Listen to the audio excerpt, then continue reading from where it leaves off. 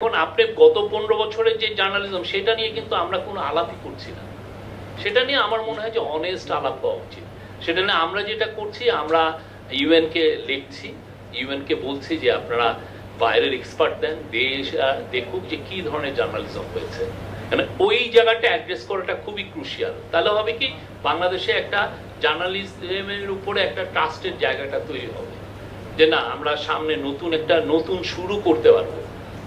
যে আমরা ওই ফেলুরটা হচ্ছে, আচ্ছা ফেলুরের চ্যাপ্টারটা আমরা এটা সেলফ অডিট করলাম, এটা শেষ, এখন নতুন শুরু করি। এটা সবার জন্য উন্মুক্ত। মানে যে ছেলেটা নতুন জার্নালিজম ক্যারিয়ার নিবে, সে একটা ভিশাস অ্যাটমসফিয়ার তো সে দেখতে চায় না। আর অনেকে এই যে পলিটিক্যাল কথা, হ্যাঁ আপনার তো পলিটিক্যাল ইডিওলজি থাকতেই পারে।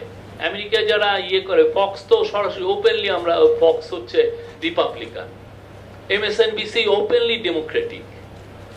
কিন্তু কথা হচ্ছে যে আপনি আপনার পলিটিক্যাল ইডিওলজি আপনি পারসিভ করতেই পারেন, কিন্তু কথা হচ্ছে আপনি অপতথ্য দিচ্ছেন কিনা, আপনি মিথ্যা দিচ্ছেন কিনা, আপনার তথ্য বিকৃতি করছেন কিনা।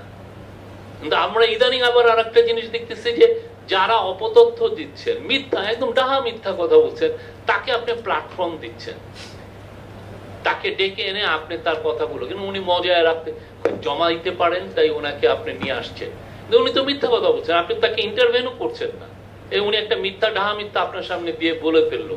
তো আপনার বড় একটা টিভি মিডিয়া, সেই টিভি মিডিয়াকে সে ইউজ করে তার ভয়েসটাকে অ্যাম্পলিফাই করছে, প্ল্যাটফর্মিং দিচ্ছেন আপনি। কারণ আপনি এটা ওরে কি প্ল্যাটফর্মিং দিবেন? তো এটাও তো ইট ক্রিয়েটস ডিস্ট্রাস্ট। মানুষ তো সন্দেহ চোখে দেয়, এই লোকটাকে কেন প্ল্যাটফর্ম দিচ্ছে। আমরা কিন্তু কাউকে বলছি না আমাকে দিকে ক্রিটিসিজম করবেন না, আমাকে অবশ্যই ক্রিটিসিজম। গভর্নমেন্টেরকে আপনি অ্যাকাউন্টেবল রাখা আপনার দায়িত্ব, এটার জন্যই মিডিয়া এসছে। আমরা যারা গভর্নমেন্টের পজিশন, আপনাকে আমার প্রত্যেকটা শব্দ, প্রত্যেকটা কাজ আপনার স্ক্রুটিনাইজ করা, তাকে আমাকে অ্যাকাউন্টেবল, এটা আপনার কাজ, আমাকে ক্রিটিক করা। কথা হচ্ছে যে ওইটা করতে যে আপনি এমন ভয়েসকে আপনি প্ল্যাটফর্ম দিচ্ছেন যে যার কাজই হচ্ছে প্রতিদিন মিথ্যা কথা বলা।